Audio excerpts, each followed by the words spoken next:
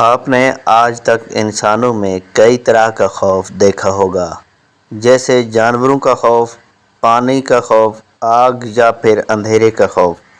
لیکن کیا آپ نے کبھی کسی انسان میں خواتین کا خوف دیکھا ہے؟ اور وہ بھی ایسا خوف جس کی وجہ سے وہ آدھی سے زائد صدی خود کو گھر میں بند رکھتے ہوئے گزار دے؟ غیر ملکی خبر رساں ادارے کی ایک رپورٹ کے مطابق افریقی شہر روانڈا سے تعلق رکھنے والے 71 سالہ کلیٹسز موتیا خواتین کے خوف سے نصف صدی سے زائد عرصے تقریباً 55 سال سے 15 فٹ کی باڑ میں گھرے ایک الگ تھلگ گھر میں رہ رہے ہیں۔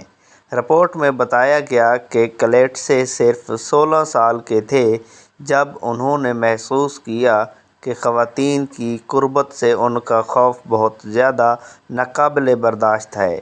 اس کے بعد انہوں نے فیصلہ کیا کہ وہ مخالف جنس کے ارد گرد رہنے کو برداشت نہیں کر سکتے، لہٰذا انہوں نے اپنے معمولی گھر کے ارد گرد لکڑی کی باڑ بنائی اور اس کے بعد سے وہ اپنے گھر سے باہر قدم نہیں رکھا۔